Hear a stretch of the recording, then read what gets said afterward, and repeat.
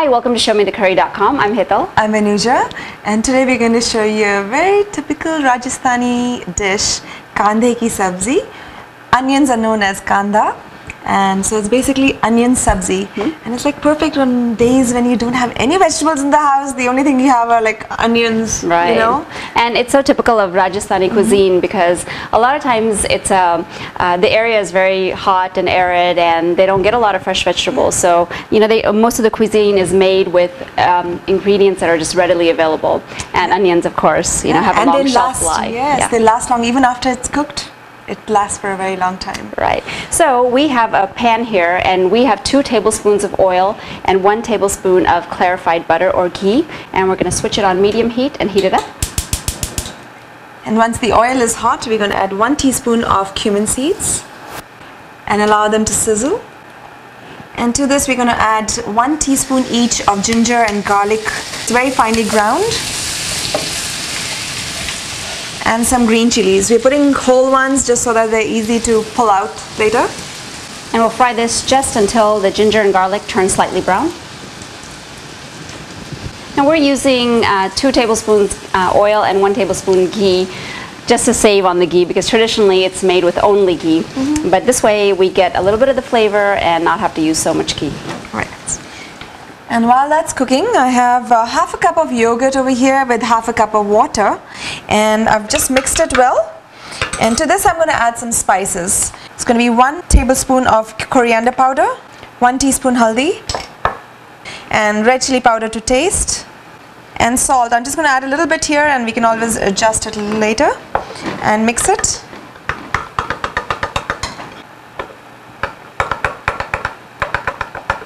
So you can have this mixing the yogurt and spices step ready to go, and if you do that before you do this, then you'll have less chance of your ginger garlic burning. But if you're not going to do it, be sure you turn down the stove and let it go on a low while you're mixing that. Right. And ours is looking really pretty right now, light brown. Right, and the ginger garlic is done, so we're going to add 1/8 of a teaspoon of asafoetida and give that a mix, and we're ready to add in the mixture here.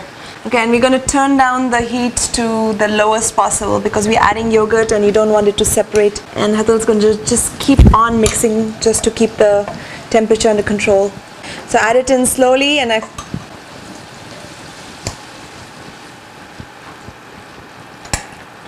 looks good.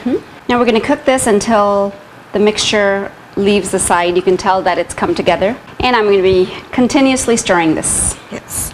And over here we have onions. Of course, it is Kanda Sabzi, which is onion sabzi.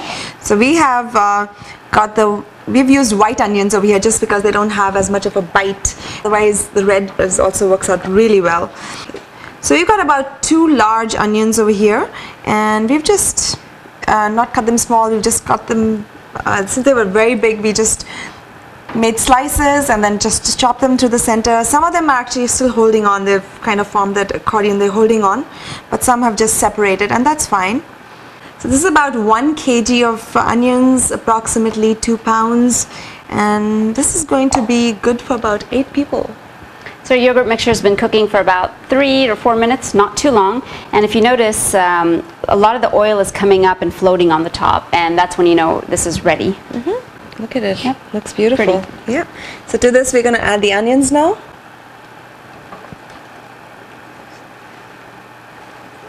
And give it a good mix. So the last time I had gone to Jaipur, I know you had also been there. There's a very famous, I wouldn't call it a restaurant, it's a place. It's an experience. Experience, absolutely. Very good word. And called Chaukidani. And they give you this traditional thali, and they have the traditional music and the dance and all the stuff, that's wonderful things that Rajasthan is so famous for. And this is actually one of the dishes that they gave in the thali. Right. Very rustic, very beautiful, and really delicious, I mean, so simple but so nice. So once that's all mixed, we're going to add just half a cup to my mixture over here just to clean it up. And just add it onto the sabzi. And I've also increased the temperature. It was at a low, but now it's at like a medium high. And we're going to cook this until the onions get soft, but we don't want them to lose their shape. So you can also check your gravy and see if the salt is okay, because the onions are going to absorb that. And you can just adjust it at this point. Right.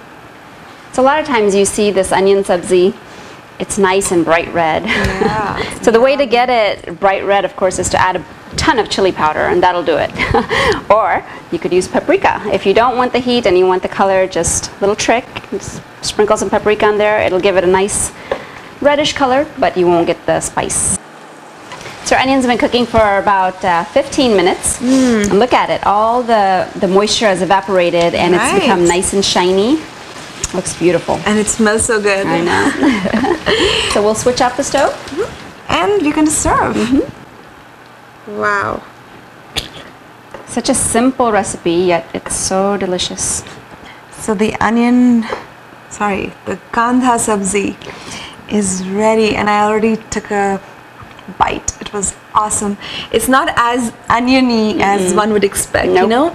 So because a lot of people get turned off by onions, and you know, the whole dish being onion, it could, you know, turn you off. But trust me, it is not very oniony. The onions still have a crunch, and yet they have a flavor, and the yogurt gives it a little sour.